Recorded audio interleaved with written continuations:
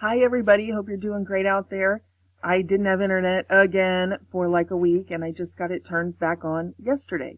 So we got a new cable, still really slow, but at least it shouldn't cut in and out as much so that I can upload without interruption. Okay, so let's pick up right where we left off. Actually, I want to start this video out with some high strangeness. Some of these really weird encounters that don't seem to fit into the narrative. And I'm not just talking about the mainstream narrative. None of this, nothing we ever say, even if we're just going over scientific documents and patents, nothing logical or scientific fits into their pseudoscience, their narrative, the big lie, because liars always have to lie more to cover up their lies. So if you've ever known a compulsive liar, toward the end it becomes really absurd.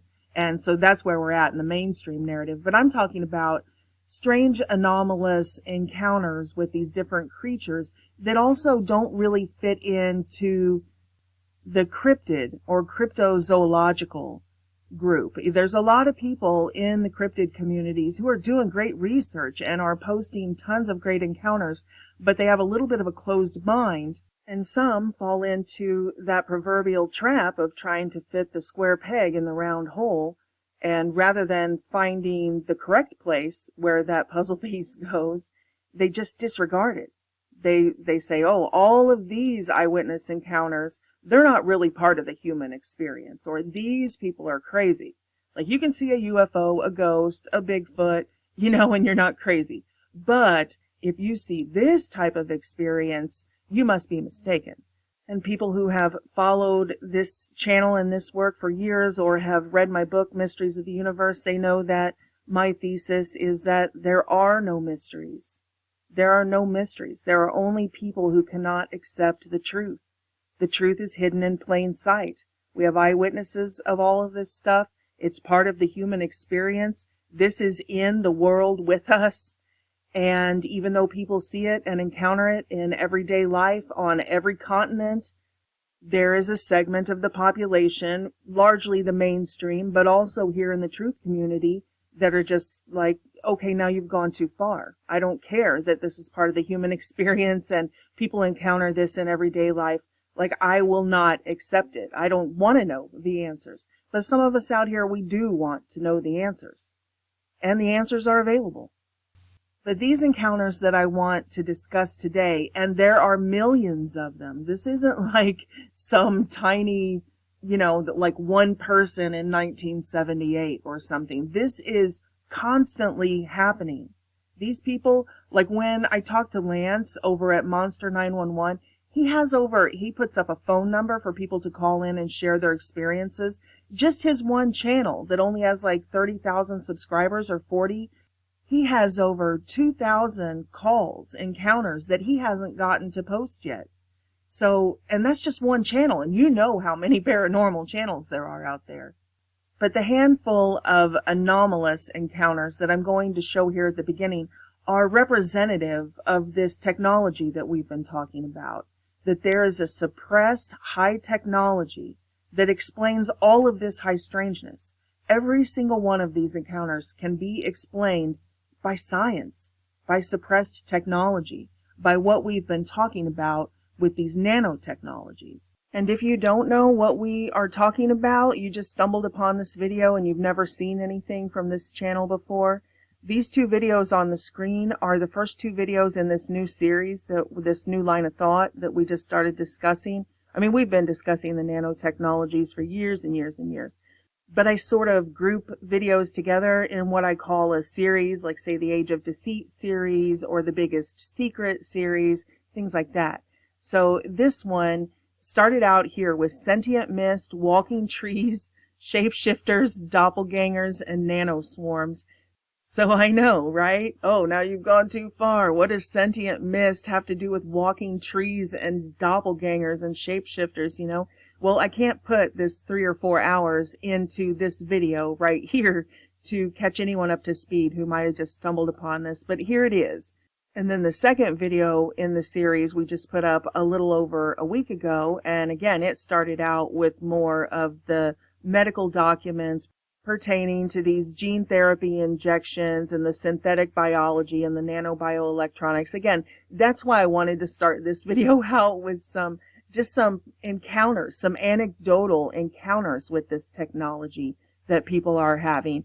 But the last video did go into who the hidden hand is, who really is running the world, who is this Aryan master race. And it goes into Agartha and this hidden Tartarian empire that has been scrubbed from all the maps and history.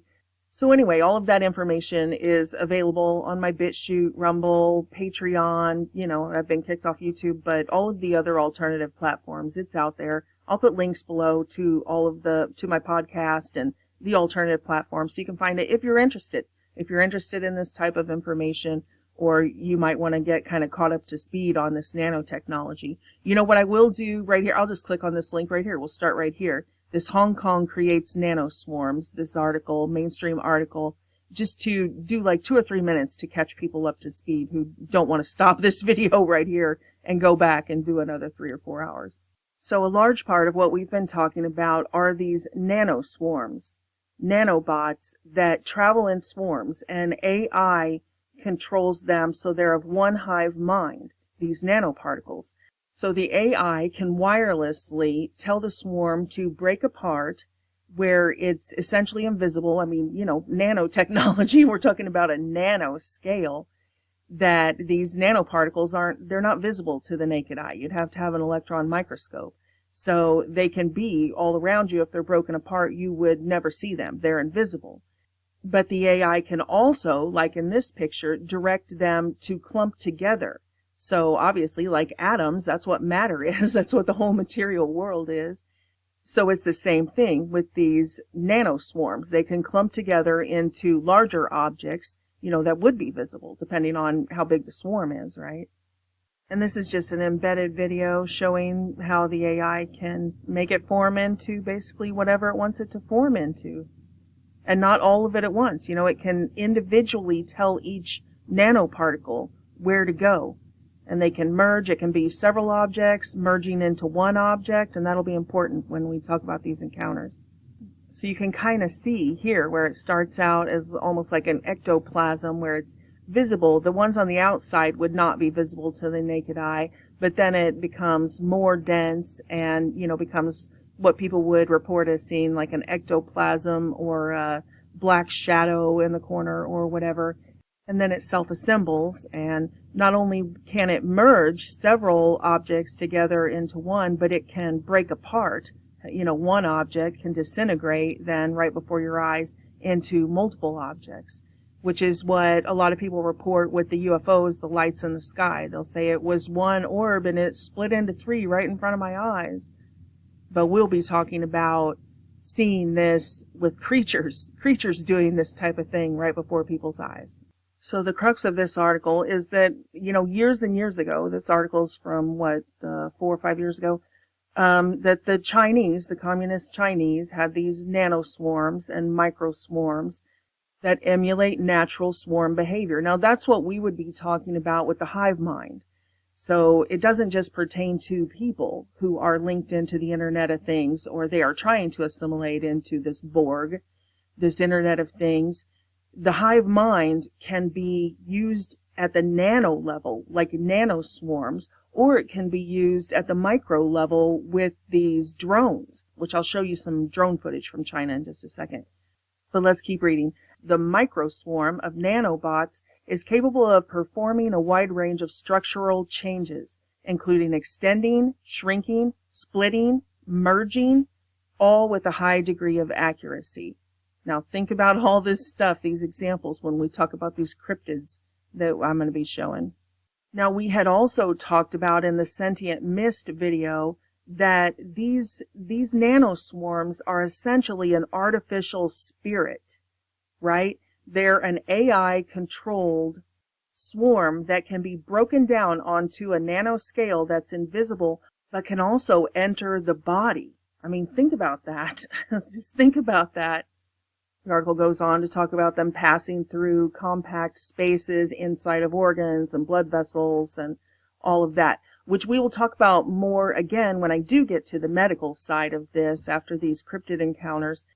How Dr. Lieber, who was arrested, the Harvard doctor who was arrested right at the beginning of the COVID thing, that was one of his major research projects that predates this article about nanoswarms by about a decade. He was already receiving funding and turned the lipid nanoparticles, which we know are in the mRNA vaccines. And I know that's a misnomer. They are not vaccines. And I hope to show in this video that they never have been. That this transhumanist agenda didn't just start with the COVID injections. The entire injection program for the last at least 50 to 70 years that I can track it, all of the injections have been part of this program, getting us onto a schedule of gene therapy and nanotechnology injections. And again, I know that sounds like one of those things. It's okay, you've just gone too far now. But please just hang in there, track with me, and let me explain my point of view. You don't have to agree with me, but I would like to show you some evidence going all the way back to Gulf War syndrome, the anthrax letters, Legionnaire's disease distributed through the vents in hotels, going all the way back to smallpox and polio, all of it. They can tell lies this big and do these psyops to convince us that these things are really going on so that we will willingly take part in this injection program. But I was saying that in the injections, the lipid nanoparticles that we used, it was such a shock, right, to Dr. Robert Malone that we put in the Magnet Gate video and several after, that he's like, why did this technology leave the deltoid muscle? These are inert nanoparticles, lipid nanoparticles that carry this messenger RNA. It makes no sense. Well, it makes perfect sense because that was exactly what Dr. Lieber was working on, that he chemically welded on these transistors to a lipid nanoparticle. In fact, he found that they had to add the cholesterol lipid layer to get the cell to receive this nanotechnology. I'll show all of that later. But the point is that there are people working funded by Jeffrey Epstein's foundations and, all NIH and all these other foundations, and working with Chinese, there were Chinese nationals arrested also, sneaking vials out at the airport and all of that. Somebody knows about it because these people got arrested, but there are people working on this same nanoswarm technology to work inside the body, specifically inside the body with our already pre-existing biology.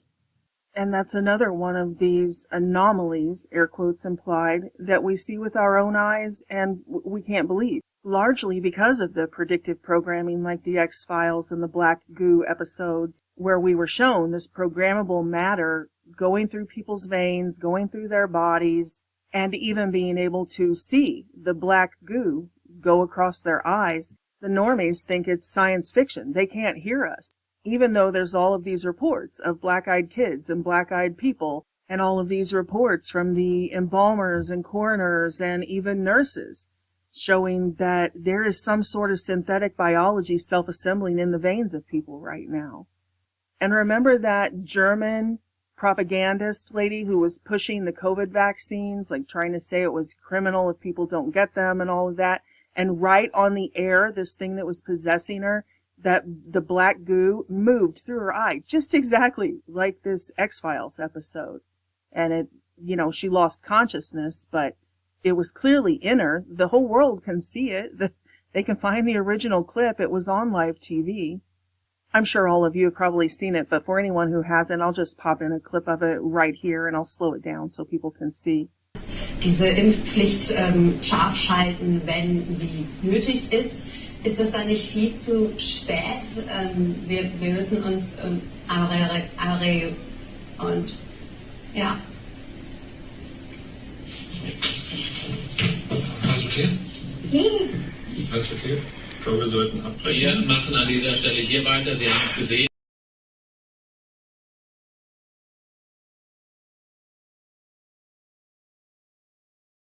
So that's terrifying. Not only are there these nanoswarm, like artificial AI spirits that can go in and out of us, but there are technologies, these same exact nanoswarm technologies that are performing tasks inside us. And that's one of the projects that Lieber was working on at Harvard. You can see right here, this is an article from 2011. And this is straight from Harvard. This isn't from some conspiracy theory ragmag. Virus-sized transistors. Liquid computing. Devising a biological interface in which a nanoscale device can actually communicate with a living organism. Yada, yada, yada. And like I said, I'll go into all of this technology and the patents later when we get to the medical side. But in that Sentient Mist and Doppelgangers video, we had referenced Michael Crichton's book, Prey, about how Michael Crichton was also a Harvard medical doctor. But he just decided not to practice medicine. He decided to write predictive programming books instead. And so we listed several, Jurassic Park, with them being able to genetically resurrect things from the past, and how in past videos we've talked about them retrieving the DNA from these mummies and all of this other stuff. It's terrifying and it's real. And I've spent years and years trying to lay out the case, just like this, through these scientific documents to let people know that this technology is real. These nanoswarms work on the exact same technology as the drone swarms. So here on the screen we have, just like autonomous self-driving cars, we have AI autonomous drones that can hunt people. And you can see them on the screen. They can detect everything around them, like self-driving cars, so that they don't run into trees, bushes, they don't get caught up on anything. They have an actual target, and they can seek out that target and avoid everything else, while self-mapping, like Google, the entire terrain. So in that Sentient Mist video, we gave several examples of this high strangeness where these nanoswarms were seen in the woods doing exactly this. People, hunters, different people who encountered not these small micro drone swarms, but actual nanoswarms that appear as glowing sentient mist, or sometimes black mist, like shadow people. It's, people call it ectoplasm when they see it form into a ghost, or, there's lots of names for it. Black goo, but it's programmable matter, nanotechnology. And I'll put all of these articles down below here from Zero Hedge about the Chinese drone swarms, and the one from CNN about the nano swarms and all of that. Just to point out that this is real technology. And that pretty much brings us up to speed what we were talking about in the last video about the hidden hand, the hidden Tartarian Empire. These people up here at the top who's really running the world from the underworld. So when I talk about these cryptid creatures and these anomalies and high strangeness, I'm not always saying that this is human technology. Granted, we have a human technology program and all this, like I just mentioned, and they are way ahead. When they start releasing it to us and mainstream news like CNN, you know that they're at least 30 or 40 years ahead. Like when they had the stealth, we know that they had it long before they put it in the air shows and showed the American people and the world that they had it. So it's the same with these other technologies. But what I'm talking about with a lot of these ancient creatures is a breakaway civilization, that there are humans, the human race, and then there is a breakaway civilization. And that's the ruling class that I am talking about.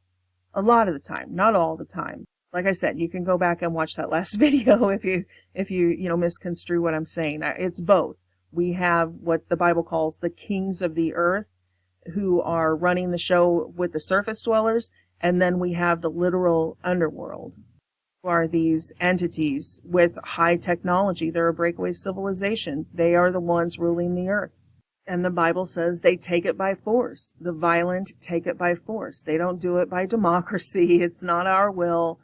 Okay, so we'll get to the high strangeness encounters now. I just want to wrap up with this.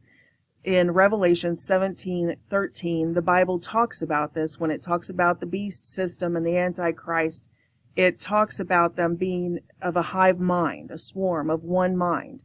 And a lot of people have, we're always dumbing down the Bible. We're trying to translate it into our low level of technology. But the Bible has always said that they are of one mind.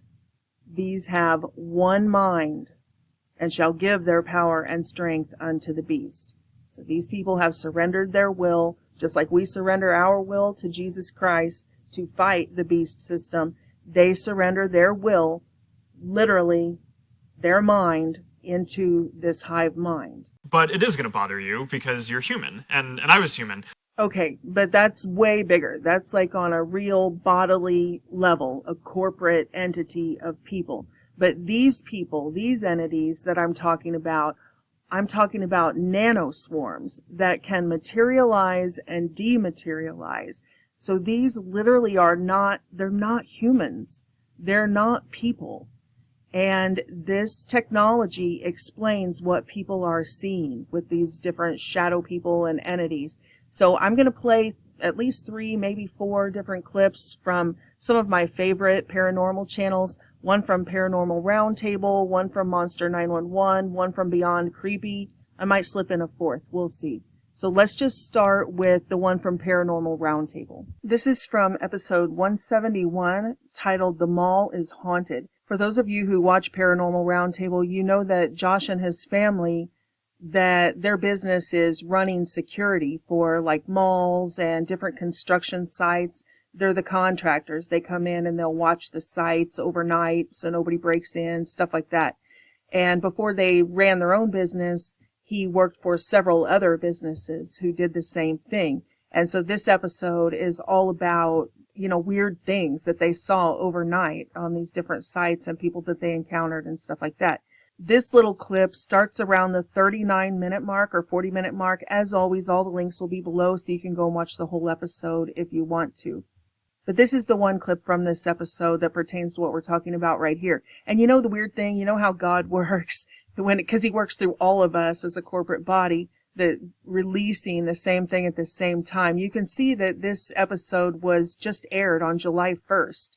So just this week while we're working on this series.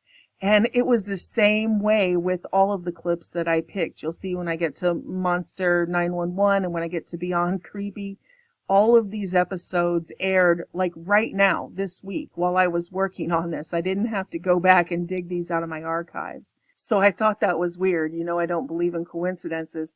That even though my internet was off and I haven't watched hardly anything on the internet at all for the last week, I've had maybe 2 days of internet out of the last 7 days. I haven't watched hardly anything online, anything at all.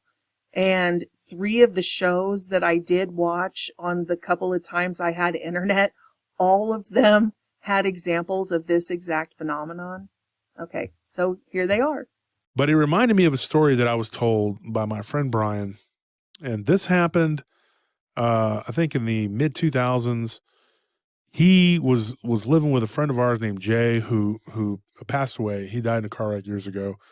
And he was a good guy. He was a big guy. But anyway, he was walking from his ex-girlfriend's apartment with a backpack of stuff, and he had to walk across the Mopac or whatever. He had to go across to the mall parking lot at Barton Creek.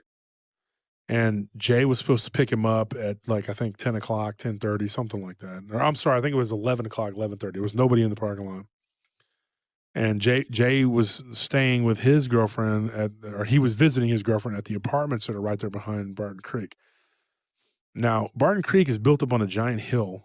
So Brian had to walk up this big hill, and there's it's a tree line right there. And it's a beautiful spot where you can go and look and you can see the whole city. And Nellie, I've taken you there.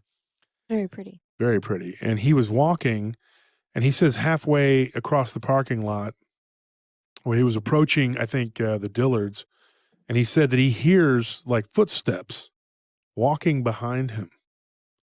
And he goes, dude, I could clearly hear it. And he goes, I kept stopping, turning around, I'd look, and I didn't see anything. And it would get quiet. And then I'd start walking again, and I would hear it again. And eventually, he turned around, and he saw a man, a really, really tall man. He said this guy had to have been 6.5, 7 feet tall. And he said it looked like he was wearing a long brown robe, and his face was covered. Now, this is in the mid-2000s. This isn't during the age of COVID. This is before that. And he says, dude, I got so scared. I'm like, where did this guy come from? This big open parking lot And he's like, his whole bottom of his face was covered. You couldn't see his mouth, but you could see his eyes, and they were glowing yellow. And he said, dude, I got so scared. He goes, I took off running. And at some point, he goes, I dropped my backpack. And he had a cell phone. He goes, dude, and my cell phone was in my backpack. And he goes, I was like just freaked out. He goes, I was looking around going, please. He just wanted to see one of the security trucks with a little light on it, you know, so he could run to the guy, you know. And so then he gets close to the building and he looks again, he turns around and the guy's gone. So then he kind of slows down and he's like, where is this guy at? You want to tell it? That part right there. He turned around and he saw it standing there, but it was kind of like melting into the parking lot. Yeah. Yeah. And the story is, what he said was that the guy had he was sinking down into a shadow spot on the ground. And the shadow spot began to move around like a shark in water going towards him. Okay. And he told this story to several of us. Like, he's told this story, like he stands by it, and he took off running and this thing was moving. He could see that, like, that dark spot moving, and it was moving faster. And he thinks that this thing was moving quicker. You know what I mean? It was chasing him. It was chasing him. And then he sees the flashing yellow light and he goes, oh my gosh, it's one of the patrol trucks. So he runs around the corner and he starts screaming, help, help, help, you know, and this guy gets out of his truck, tells him to back off, and he pulls out his taser or whatever. He had a taser, and he told him, you need to back off, get out, get back, whatever, get away from my truck. And he thinks he's like a crazy guy or something. He's screaming. He's like, no, I need help. And so the guard's kind of suspicious, and the guard can't just go, okay, get in my truck, because you don't know who Brian is. He doesn't know anything about him. And he was like, he's there's just a somebody vagrant chasing me. And he thought Brian was some homeless guy. So he goes, look, are you homeless? And he goes, no, I'm not. I'm not on medication. I'm not crazy. There's something or someone chasing me. So the guard goes and he looks, and then he sees him and the guard together see this guy just kind of appear around the side of the building in this light brown robe, and he sees his face covered, and they see the glowing eyes. He goes, get in my truck. So they get in the truck and they drive off, and then they go around the other side and they get another guard. And then with that other guard, they go back to the spot where Brian's backpack was. And then Brian was driven to the edge of the parking lot where he called, and Jay showed up and came and picked him up. Right? Well, before that, when they were driving and they had parked, the guard was really shooken up. Yeah, he was and scared. He said, are you okay? I don't want to, my friend's going to be coming, but I don't want to leave you here. He said he had seen what the guard had seen and the other guy didn't, was when that thing came, that the mask thing fell off, and he looked just like Brian. Yeah. Well, I was going to actually tell that part, but you just ruined it. So that's fine. We will tell the story. Thank you, Mrs. Nelly. So anyways, Jay goes and he picks him up. Okay. Nelly's over here making me laugh. So Jay comes and picks him up, right? And then they take off and they're going down 360, okay? Now, when they were going down 360 and heading up to Brian's mother's house, Brian's telling him the story, and he says, dude, he says, man, you're not going to believe this, but this, he tells him the whole story up to the point where the guard, whatever, and the guard was shooken up. And he said that the guard told him, same thing. It was, he saw it too. And he's telling Jay, he goes, dude, this thing looked like me. Like when his shawl or whatever it was over his face came down, he said it looked like me. And he said the guard noticed it. So Jay was like, nah, like he doesn't believe him. He thinks, Brian, you're crazy. He's like, I believe some homeless guy was chasing you and the guard helped you and y'all got freaked out because the guy was big or something. That's what he thought. That's what Jay thought. Well, when I talked to Jay about it later on, okay, and this was back when it first happened, Jay said, dude, he goes, I went up there to the mall because he goes, my girlfriend just lives in those apartments right there. Me and my girlfriend went over there. And I knew his girlfriend too. And they both were like real adamant, we were talking, and Jay told her, he's a very big animated guy. He goes, man, I thought Brian was crazy, dude. I thought he was smoking or something, And so he goes, we're driving out of her apartments and we see one of the guards, you know, they're in the truck, and we drove up, and it was the guy that Brian, it was a week after that. And he talks to the guy, and the guy says, yeah, I remember. And he goes, okay, well, my friend's telling me this fantastical story that this guy, when his shawl came down off of his face, that it looked like him. And he goes, yes, it did. He said, yes. And I've put in my 2 weeks notice. I'm not going to be in this parking lot. I've requested for me to be inside, and they don't want to do it. They don't want to change my hours because I'm not going to work here. And he goes, you're kidding. And at this time, you know, Jay's girlfriend was already animated. Her name was Shauna. And she was all like, that really happened. I believe him, you know. What that is, I have no idea what Brian encountered. I don't know. Some sort of changeling, shapeshifter, demon. I don't know what it was. But the guard did verify that was the truth, that's what really happened. And Brian said that, you know, dude, he goes, when I got out of the truck to grab my book bag, he goes, I had to bend down 3 times to pick it up. I couldn't even get my hands to grasp the you know, he goes, I had no blood in my hands. It felt so, you know, I was like, I was so shooken up. He goes, it was like all the blood had drained down into my feet or something, you know. But yeah, that was a crazy story. And he always stuck by that's what really happened. So despite the obvious that is next level shape-shifting, that these entities, these creatures, are able to completely disintegrate and reintegrate, to dematerialize and materialize from this black goo. And like in this case, it collapsed down to a shadow on the ground, a black spot that was still intelligently controlled. It still followed him even in that form. But the second thing I really wanted to point out that I liked this clip for was the doppelganger. That it looked like him. This thing was mimicking him. Sort of like Mystique. That's the example that we used in the Sentient Mist doppelganger video, was Mystique from the X-Men. How she could turn into other people. Or even more precisely, the liquid robot in the Terminator movies. Yeah, here's that clip. I just think that's so interesting that it is exactly what we're talking about. That they could be disguised as the pavement, as the floor. And that they are nanoswarms or programmable matter, literally. See, there it takes the shape of anybody, really. Did you notice the checkerboard floor? Of course you did. Okay, this next encounter is from Beyond Creepy channel. And it was first aired on July 5th. I know it's still marked unlisted. It'll become public anytime, but I've already seen it because I get early access through Patreon because I support both Beyond Creepy and Paranormal Roundtable actually on Patreon. So I'll put the link below. It'll be public anytime. Now there's a couple interesting things in this video. One is a UFO encounter. I'm not going to play that clip, but he talks about the guy being scanned by this UFO. But the guy said specifically that he wasn't abducted, but he was scanned by this light. Like he was in a scanner that was scanning the cells all the way through his body. He had the impression they were trying to make a copy of him. Like he was in a Xerox machine, a high-tech Xerox machine. And I thought that's interesting because that also plays into this doppelganger phenomenon. There are a lot of people who report that they're not making necessarily clones of everybody, but that they're more like 3D printing using this programmable matter. And of course, that's not every case. You guys know my thoughts on that. I don't think that these things that are going on, these phenomena, are mutually exclusive. I think there are tons of things going on in the world simultaneously.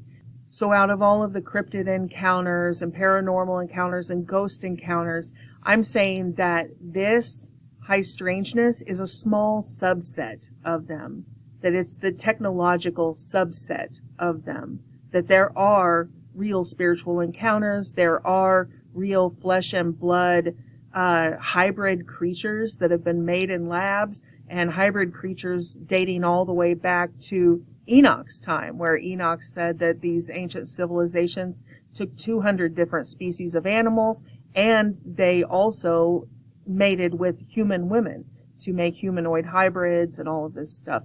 So I think that there are a lot of things going on. I'm just talking in this video about this subset of cryptid encounters that are explained by this technology.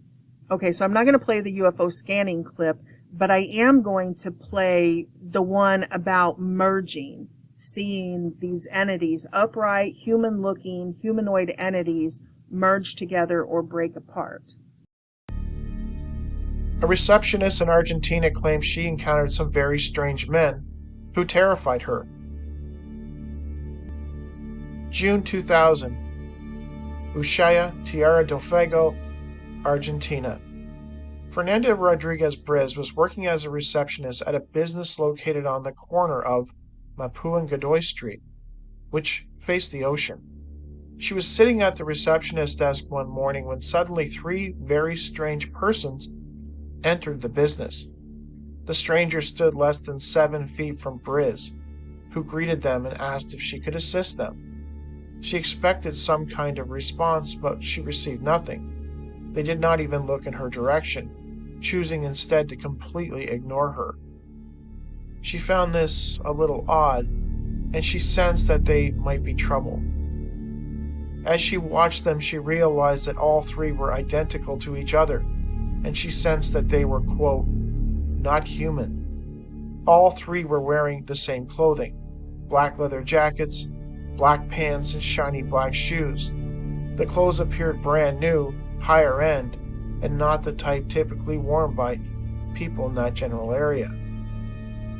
Their faces were mask-like, with a strange olive skin tone. All 3 wore dark sunglasses and had dark hair with the same cut, and all 3 carried black briefcases in their right hand. They stood very close together in a row. To Briz, it seemed impossible for them to walk without stepping on each other, but they never did. They moved in unison with impeccable, coordinated movements, mirroring each other perfectly. Now confused and frightened, Briz stood up and asked them what they wanted, as all 3 now began walking towards a nearby employees-only hallway, still ignoring her. Briz was now trembling with fear as the strangers briefly disappeared from view around the corner into the hallway. They soon returned, one after the other, and now were walking towards the door. At this angle, Briz was now able to see that their eyes were completely and intensely red in color. This frightened her even more. She understood clearly now that what was happening was beyond her scope of understanding, and things would only get weirder, as all 3 entities suddenly seemed to fuse into one figure. Briz was nearly hysterical now. She watched in utter disbelief as the now single entity exited the premises. At this point, one of Briz's co-workers ran from the rear of the business and asked her if she knew who that strange man was. Briz was so stunned that she couldn't speak. Her co-worker ran out of the building and looked around the area, but now the lone strange entity was nowhere in sight. Briz was convinced that whoever or whatever those entities were, they were apparently imitating people, humans. Her co-worker later told Briz that he only saw the one entity. Derek Hayes over at the Monsters Among Us podcast has collected numerous reports of these strange mirror men.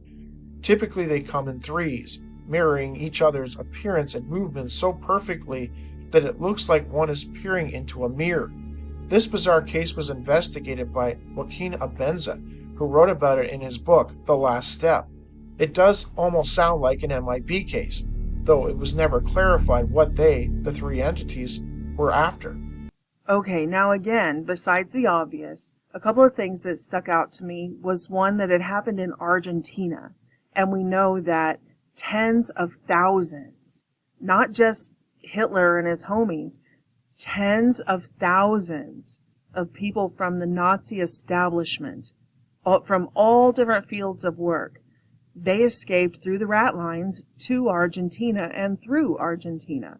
So this is especially interesting in light of the last video we did about the Aryan race, that people have this misconception of who the Aryan race is, that it's white people, it's white supremacy and all of this, when that's not it at all. Nevertheless, it did come to the general consciousness of humanity that there was an Aryan race problem, a master race program that was being conducted through these people in the Nazi regime. And we all know all of the books written about it since then and videos made about it and interviews and whistleblowers that their work continued. Their work continued. There are entire cities that speak nothing but German in Argentina. So I thought that was an interesting tidbit, that this encounter happened in Argentina. The second correlation that I thought was interesting was this whole Agent Smith. Like the AI uses literally a cloning tool or a, mirror tool to create these multiple people sometimes. And we probably won't get to that in this video since I have to keep these short for upload speed since I'm in this sort of internet predicament right now. The AI, probably the AI, right? It's got me throttled back to where I can barely communicate. But anyway, I will talk more about the Matrix in the sense of this holographic universe concept and what a lot of people in the New Age are talking about, that they don't understand that there are two overlapped dimensions, that there's an artificial dimension that we call the Matrix overlapped on top of the natural God's creation. And unfortunately, this one is like a virus. It's like a virus, and it is spreading and, will potentially extinct humanity if God does not intervene. But like I always say, and at the risk of sounding redundant, I'm going to say it again anyway, because I don't want people to be in fear or to listen to this sort of presentation in a state of fear. There is hope. We have a Savior. Matthew 24:22. And unless those days were shortened, no flesh would be saved. But for the elect's sake, those days will be shortened. We have a Savior. Just make sure you're on the right team. Being in the AI hive mind and the metaverse and all that, that's not going to save you. That's not going to give you immortality. We already have immortality. We don't need their help. We have eternal life. We have eternal life in Christ. All they can do is hide it from us so that we go to them for their injections and their metaverse and their virtual reality and, all this garbage, which is nothing. It all leads to death. And the last thing I want to mention about this clip was his great catch when he said, it's almost like these were related to the Men in Black phenomenon. And if you've studied this for lots of decades, like I have since the 1990s at least, there were books written, like the Case Book for the Men in Black, written in 1997 by Jim Keith. And in the early days of discussion of this phenomenon, there were a lot of documented cases of high strangeness like this. That the Men in Black, yes, we had the military guys. We know that there are secret agencies and humans working in underground bases we get that. We acknowledge that there is a human side and human agencies involved. That's not what I'm talking about here. I'm talking about these anomalous encounters. Again, the subset of these encounters, these Men in Black encounters. And back in the early days of, say, this 3D printing technology of this programmable matter, there were many cases that fell outside of these are humans. And back then, 30, 40, 50 years ago, we didn't understand all of this AI-generated faces or AI-generated anything. But now it seems like a very plausible explanation. Like here on the screen, none of these are real people. These are all AI-generated profiles, AI-generated faces and people. And most of them just look like people, your neighbors or anybody else you'd know. But the AI is constantly learning and growing, so if you zoom in close on some of these faces, you'll notice glitches. Like see how the eyes, they don't match, or they'll have an entire section that they put something anomalous on there. And you'll see that in AI-generated faces. And we've talked about this before in the glitches in the Matrix sections of different Black Goo videos. That, like, one example was a guy got onto a bus and one of the passengers right in the front of the public transportation was like this, only the eye was like down here on his cheek. And he's like, didn't anybody else see that? This was like some horrendous creature. And he didn't want to look because he's like, is that a deformity? Does this guy really have an eye by his mouth down here? But then when he got up to leave the bus, the guy's face was normal, like it was back. And this type of glitch in the AI reminds me exactly of what people reported 30, 40, 50 years ago with the Men in Black encounters. These Men in Black would show up, the strange ones, they'd be almost mannequin-like in the face. Not that they would be copies of each other. They would be different, like this, they would have different faces and stuff, but they would have anomalies that were out of place. Like one lady said that when the Men in Black showed up, the breasts of the woman were like coming out of her waist. Not like an old lady, you know, with saggy boobs. I'm talking about like they had deformities. There was something out of place. Parts of their body weren't right. And people back then would theorize that the cloning program something was off with it. But why would they send out these horribly disfigured Men in Black? Like people wouldn't notice. But the second part of the story is that when these Men in Black would walk outside of the house to get in their car, they would look out the window and they would be gone. They will have dematerialized literally within seconds. Okay, now this next encounter is from Monster 911, which was formerly known as the Oklahoma Cryptid Brothers. So this video was also uploaded on July 4th. It's titled U.S. Army Veterans Terrifying Cryptid Encounter, Unknown Alien Creature, and Incredible UFO Sighting. So, you know what? This one actually might have been the one that had the scanning part in it. Anyway, the short clip I'm going to play right now is from about the 1 hour mark. I think it's like 1 hour and 2 minutes, somewhere around there. And this is Lance, who is interviewing the guy, and he's sharing another experience that he had from another interview that corresponds with what this guy experienced. And you'll notice as Lance tells the story, there's a section in there about the cryptid creature like melting, as if it melted into the ground. So you get it. So here's the clip. We could find the grass where it'd been, crushed down. But as far as leaving a print in the dirt or something, there were no prints, And that's what always got me all these years was not finding any prints because, you get wild pig and deer and bobcat and everything like that down here. We'd occasionally see a bear, but it would be like, not during that time. We didn't see bear because bear really into harvesting for the winter, Right. And bear around here are very rare to see anyway. We're getting more of them nowadays than we did back in the 80s. They're coming in from Arkansas. But during that time, I'd never seen anything like that. And like I said, I had a lot of friends that lived up at Nycut, and they were Indian, Native American, and I talked to them about it, and they didn't know. They said, well, maybe it was, Bigfoot with mange. And I'm like, no, even if Bigfoot didn't have no hair on him, he wouldn't look like this, Yeah, it's not the standard Bigfoot, what we would say, even though that there's probably variations like hybrids, what we call hybrids, but usually most all of them have some level of hair. So I want to say, now my brother Bill and I, we have taken I don't know how many calls, over 2,000 calls in 5 years. Oh, wow. And so I've had more than probably, 6 dozen calls within that time of people seeing something very similar to what you have described. I had one gentleman I can think immediately I actually talked to about a month ago that was a security officer, if you will. Yeah. It was up in Canada, and he said this was back in 97. And he had a military law enforcement background. So these guys were hired special to basically to secure some really high dollar equipment. Okay. And lumber, very expensive, millions of dollars of equipment. And they had a communications box they called the squirt box. Okay.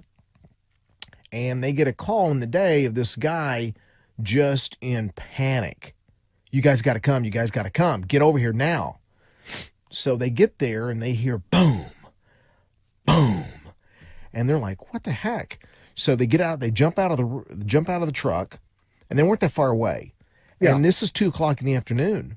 And they see this thing standing outside this metal squirt box. I mean, it's well contained, but this guy's inside, and this creature is on the outside of this thing, and it has partial hair but partial skin. You could see the shininess of the skin. Okay. And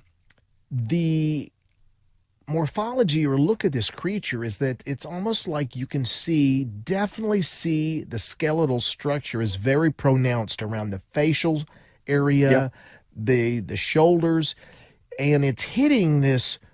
It's about a little over 6 feet tall, and it's hitting palms open, and it's not really rearing up and hitting it. It's almost like a Bruce Lee 1-inch punch. Yeah. But there's so much force hitting it. It's literally just bam. And it's just amazing how much force this thing is. Well, they don't see the guys. This guy says it doesn't see me. And then when the guys are all locked and loaded, and they have automatic firearms, they're decked out. And with their military background, they know what they're doing. Yeah. And he said this thing turned around, and when it looked at them, it had like almost like it had a double row of teeth. Okay. And it had ears that were pointed kind of back. Okay. And it did have a nose and eyes, dark eyes. Cheekbones were high. And when it looked at them, it hissed, which you would think it would yell, but it had, he said it sounded like you knocked off a nozzle on a propane bottle. It was like, yeah. And it's like an adder. Yeah. Yeah. And he's like, what the heck? And this thing took a leap toward them, and they just unloaded on the head area. Yeah. When this thing finally perished on the ground, he said its skin structure was like it was wearing a bodysuit. It was the skin was tight, and it was shiny, had a little bit of hair. He said, but Lance, here's the thing. We called the authorities, the Canadian authorities, and they were going to send this special Mountie law enforcement kind of guy. Well, they had a helicopter that flew out there. During this time, they waited an hour. He said during that hour, this thing like deflated. It went. It was like It wasn't really bulky, big like a Bigfoot would be. It was lean, but wired tight. Yeah, it was exactly. It was very strongly linky. Yep. And he says, now I don't know if we got a young one. This is as big as they get. I don't know what. He goes, but this thing was strong, and it leaped like, I don't know, 40 feet. Yeah. Something like that. And he said this thing within an hour almost went like you took a bowl of Jell-O out of the fridge, and then within an hour, how it just goes, it just kind of goes flat. He said this thing had already kind of went gelatin on me. He said, you remember those Spyderco knives?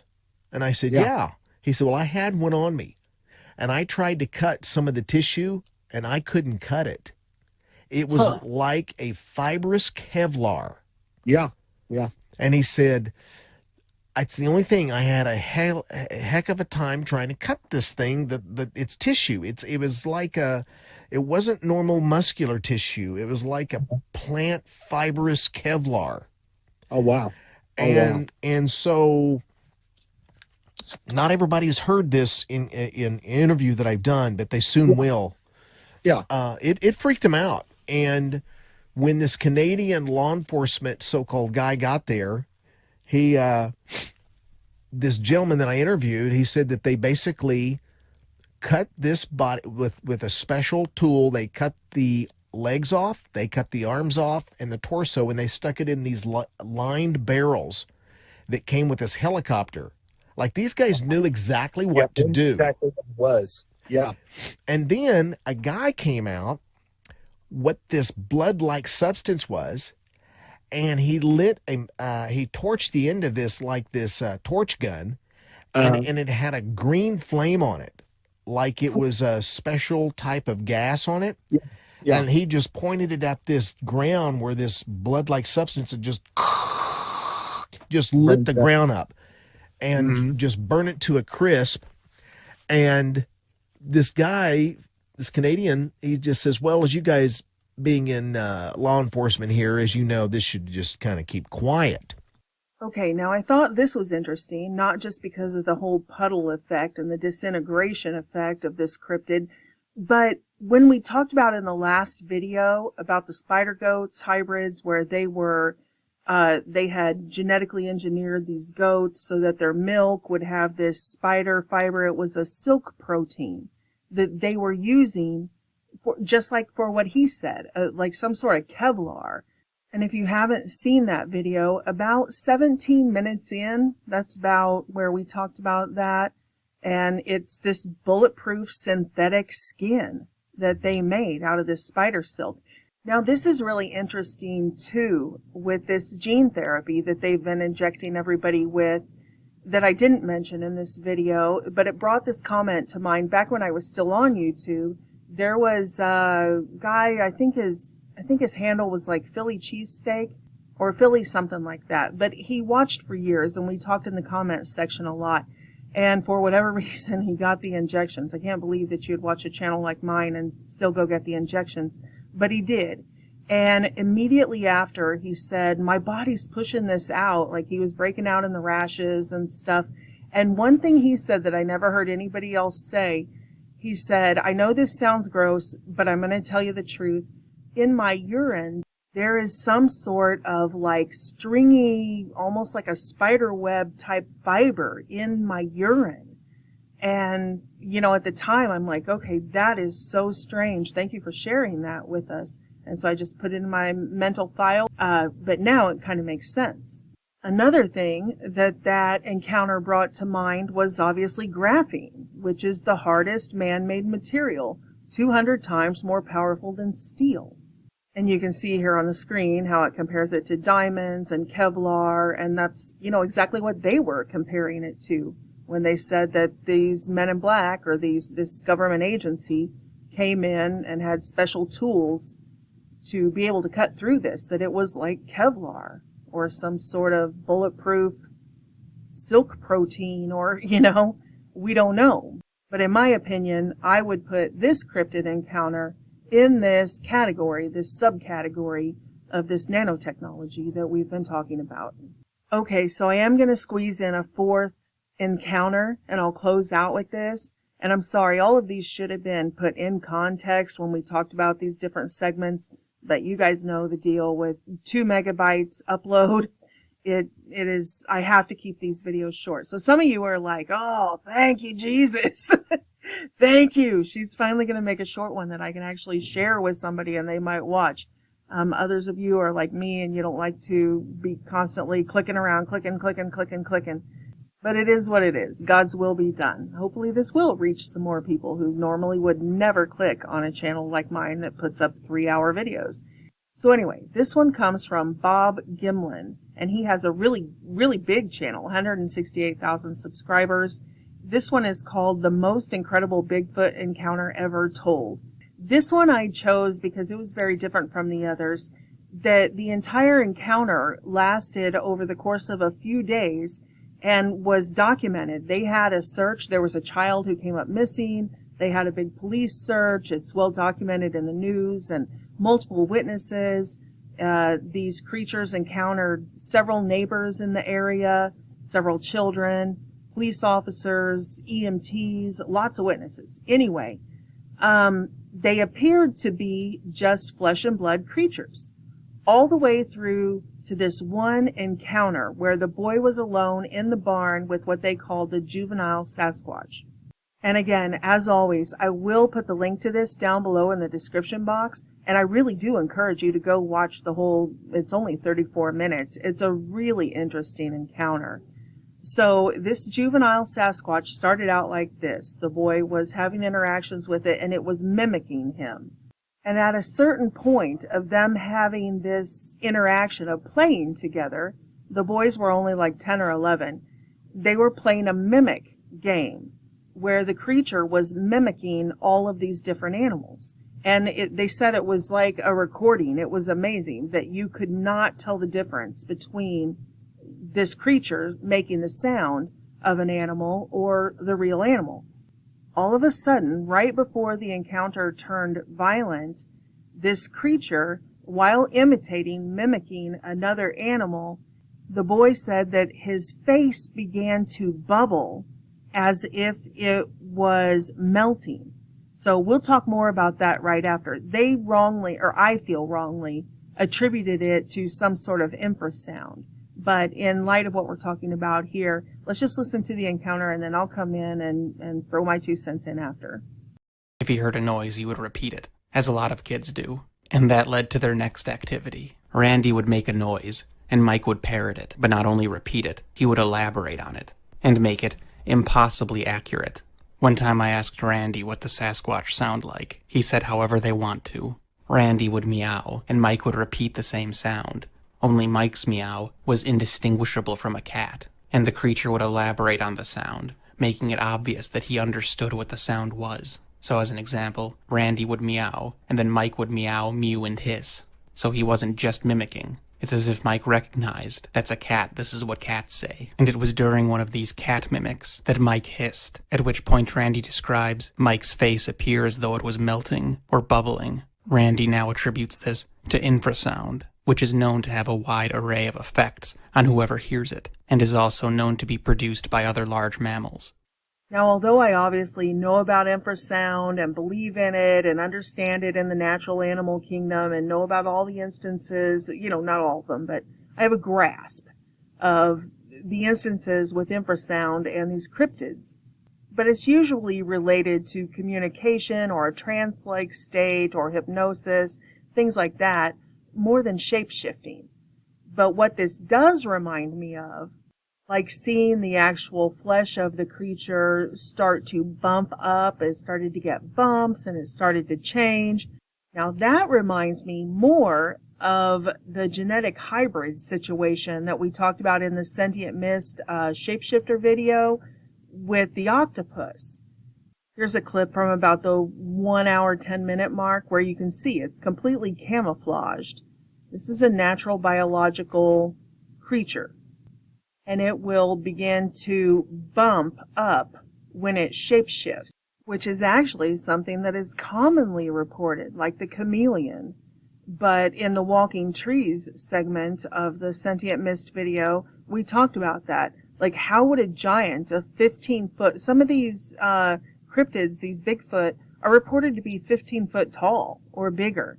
And how can they camouflage? And believe it or not, there are tons of reports of people going back to the Native Americans that say, not just the ones that dematerialized, or have invisibility cloaks or all of this type of stuff, but the ones that could do exactly what we just saw that octopus do, that they would morph into what looked like tree bark, and they would lure people to them.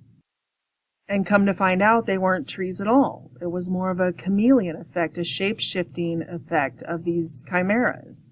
And as strange as it seems, talking about these humanoids, we made the correlation of all of these people we see in the media that do the same thing right on camera. They will start to get these bumps, exactly like he's talking about. This is why I would lean more toward the genetic hybrid sort of shapeshifter in this situation than the nanotech one. There's more to this story. The neighbor ended up shooting the juvenile one, and they recovered the body. And in the process of this, these men in black came, and the military came as well, but not together. They turned on each other, he said, that there was a disagreement between the military and this other secretive agency. Although I don't agree, like I said, with his interpretation of events, that's important. But in light of what we've talked about with the spider goat hybrids and the jellyfish mice hybrids, everything that's been developed in this program, the interesting thing was that when these hunters retrieved this body out of the creek, hunters aren't afraid to cut into their animal bodies for processing and to, remove all the entrails and stuff before they even bring them in, all that. It was interesting that they found that it had 2 hearts, multiple hearts in its chest, and that it had snake fangs. It was during this aggressive display that Randy learned that these creatures have an anatomical feature that I've never heard of before. He described them as tusk-like teeth that elongate from the molars, and they do so consistent with the mouth opening. So it's like involuntary. As the mouth opens, they protrude, and as the mouth closes, they retract. Granted, it's not an anatomical feature that you would see in a primate, but it is common in the chimeras, and it is common in snakes. Not all snakes, obviously. A lot of them have their fangs in the front, like you would see in a humanoid chimera like a vampire. But there are other snakes that have large teeth in the back of the jaw that angle backwards and are grooved to channel venom. And also in snakes that aren't even venomous, but they have the same exact thing to capture prey. So once they get it in their mouth toward the back of their throat, they puncture it in and they're facing backwards and the prey cannot get away. Well, poor little Randy no longer thought this was an orangutan, or at least not a friendly orangutan, and he went to flee, but Mike wouldn't let him. Again, looking back, Randy thinks that Mike was still only playing. A search by law enforcement fails to find Mike that night. However, Mike's injuries were grievous, and the people who lived next to Tim's house, so 2 houses down from Randy, found Mike's body in a creek the next morning. Randy and his dad came over, and Tim and his dad were already there with the property owner. Mike was lifeless and rigid, laid out on a picnic table, in sharp contrast to how he'd always been. And by the time Randy arrived, it seems that an impromptu autopsy was being conducted by the property owner and Tim's dad. Both men were hunters, and both were accustomed to cutting, and I guess they wanted to figure out what this thing was. Once Randy realized what they were doing, he threw up in the cornfield, and he wouldn't watch, but he heard the 2 men's discussion.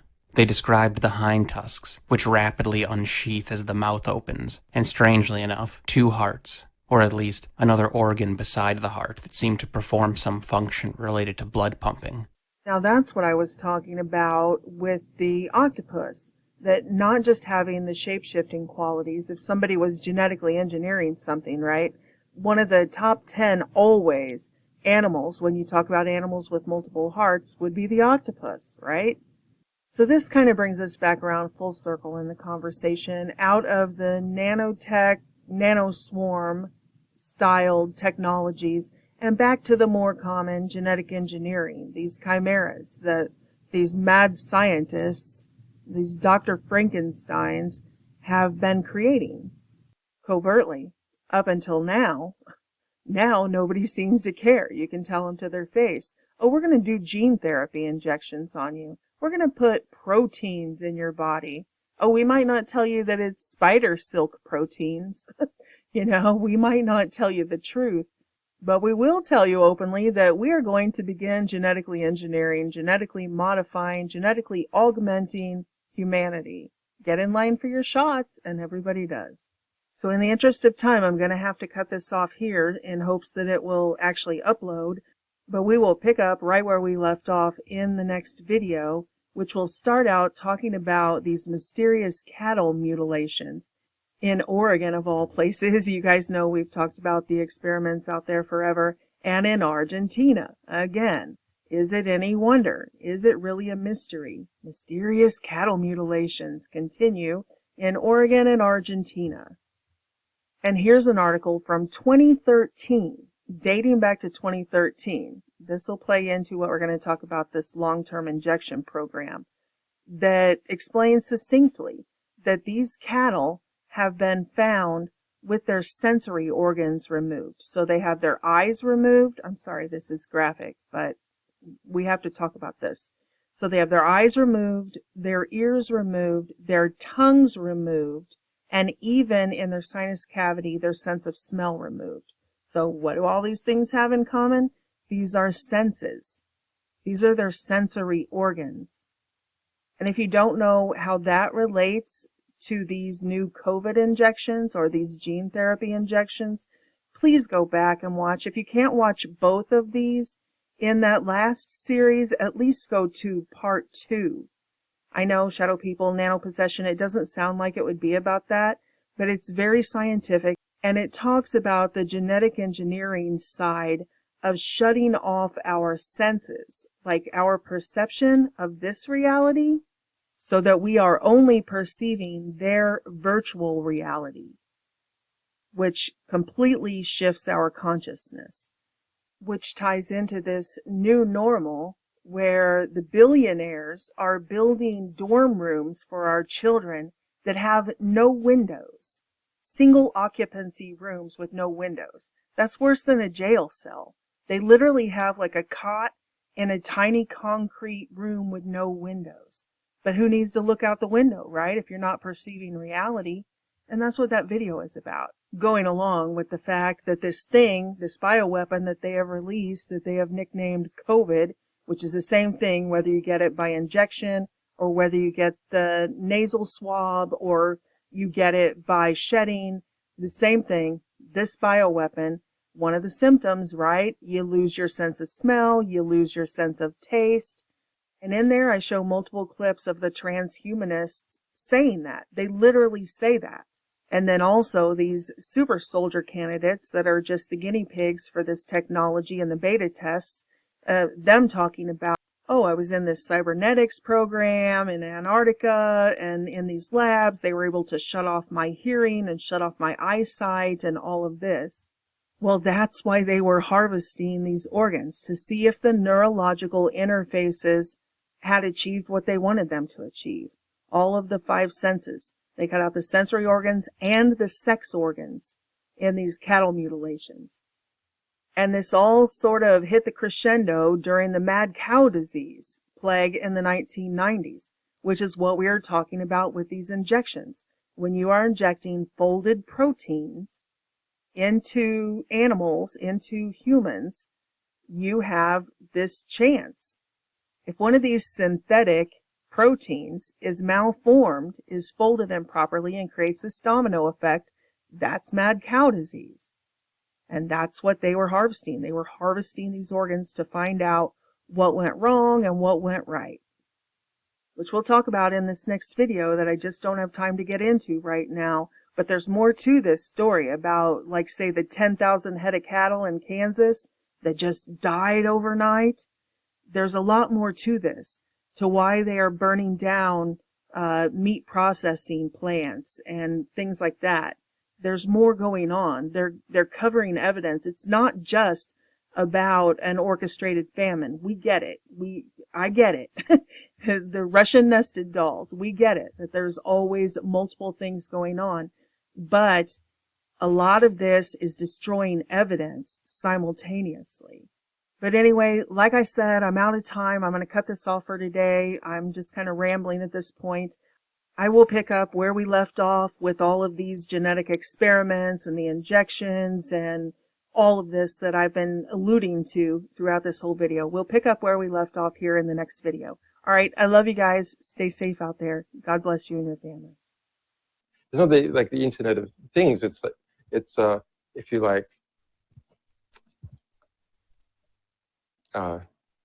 intelligent evil dust scattered everywhere, like confetti in everything.